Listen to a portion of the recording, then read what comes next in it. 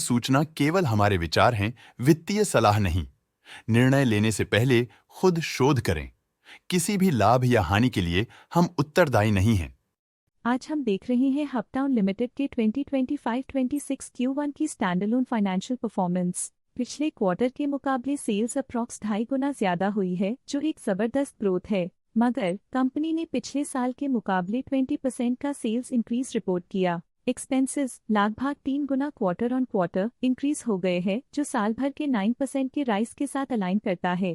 Quarterly sales के comparison में expenses increase होना दिखाता है कंपनी ने एक्सपेंसेस मैनेज करने के लिए स्ट्रगल किया। हालांकि कंपनी ने एनुअली अच्छा परफॉर्म किया। ऑपरेटिंग प्रॉफिट, जो पिछले साल के कंपैरिजन में 101% अप हुआ है, quarter on quarter around -0.5% decrease हुआ है। Operating profit margin OPM annual basis पे 8% से इंक्रीज हुआ है और पिछले क्वार्टर के कंपैरिजन में -28.5% से डिक्रीज हुआ है। एक्सेप्शनल आइटम्स को ऐड करके अदर इनकम पिछले क्वार्टर के कंपैरिजन में -17% गिर गई। बावजूद इसकी ईयरली ग्रोथ लगभग 6 गुना हुई है। इंटरेस्ट एक्सपेंसेस पिछले क्वार्टर से -57% डाउन हुआ, लेकिन ईयर ओवर ईयर डिक्रीज -51.5% हुआ है। डिप्रिशिएशन कॉस्ट में 0% का क्लाइम देखने को मिला और ईयरली बेसिस पे -13.5% का डिक्रीज देखा गया। प्रॉफिट बिफोर टैक्स एनुअली लगभग 5 गुना बढ़ा, लेकिन प्रीसीडिंग क्वार्टर से -2.5% डिक्रीज हुआ है। इस साल कंपनी ने 11% टैक्स पे किया और क्वार्टरली कंपनी ने 17% टैक्स पे किया है। नेट प्रॉफिट ने ईयर ऑन ईयर पिछले साल के मुकाबले काफी ज्यादा वृद्धि दिखाई, जो कंपनी के लिए बेहतरीन परफॉर्मेंस रही। लेकिन लास्ट क्वार्टर से 125% का इंक्रीज हुआ है। इस क्वार्टर में कंपनी का परफॉर्मेंस काफी अच्छा रहा। वहीं अगर एनुअल एनालिसिस की बात करें तो इस साल कंपनी का परफॉर्मेंस काफी अच्छा था। अर्निंग्स पर शेयर EPS में साल भर में अप्रॉक्स 4 गुना का इजाफा देखा गया, जो कंपनी की रिमार्केबल परफॉर्मेंस को दिखाता है। साथ ही क्वार्टरली में EPS की अप्रॉक्स 2 गुना की बढ़ोतरी हुई, जो कंपनी की उम्दा परफॉर्मेंस को दिखाता है। इस क्वार्टर में कंपनी का EPS काफी अच्छा रहा।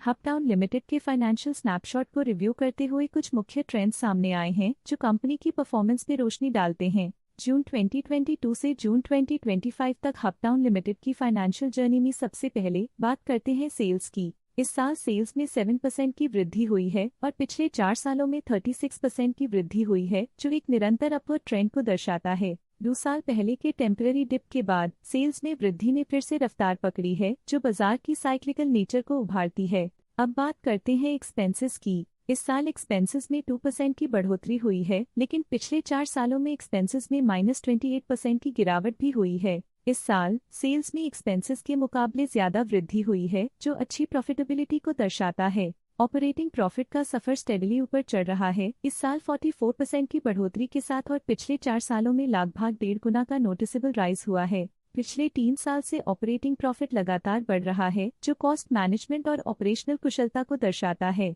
नेट प्रॉफिट का सफर ऊपर की ओर चल पड़ा है। इस साल लगभग 9 गुना की चढ़ाई के साथ पिछले 4 सालों में लगभग 2 गुना की शानदार वृद्धि हुई है। पिछले साल की सेटबैक के बाद नेट प्रॉफिट में सुधार हुआ है, जो मार्केट ऑपरेशंस में संभव रिकवरी और अडेप्टेबिलिटी को दर्शाता है। इस साल EPS ने ऊंचाइयों को छुआ है, लगभग 4 गुना की वृद्धि के साथ, जो पिछले 4 सालों में लगभग 1.5 गुना की मजबूत वृद्धि पर आधारित है।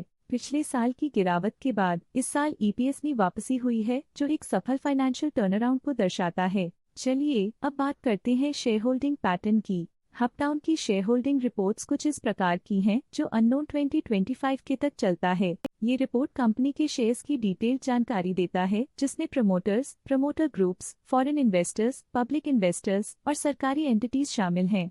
पब्लिक द्वारा हेल्ड शेयर्स का परसेंटेज 62.76% से इंक्रीज होकर 2025 के में 64.12% तक का इंक्रीज से देखा गया। ये चेंजेस स्टेट है कि पब्लिक की इन्वेस्टमेंट कंपनी में क्वार्टर टू क्वार्टर इंक्रीज हुई है। जब कंपनी के शेयर्स का मैक्सिमम हिस्सा पब्लिक के पास होता है, तब ये माना जाता है कि कंपनी कमजोर हाथों में है, जो बाजार की अस्थिरता और स्पेक्युलेटिव ट्रेडिंग को इंडिकेट करता है। डोमेस्टिक इंस्टीट्यूशनल इन्वेस्टर के शेयर होल्डिंग में थोड़ा डिक्रीज आया 2025 के से 2025 के में, जो दिखाता है कि डोमेस्टिक इंस्टीट्यूशंस ने अपने स्टेक को -0.1 से डिक्रीज किया है।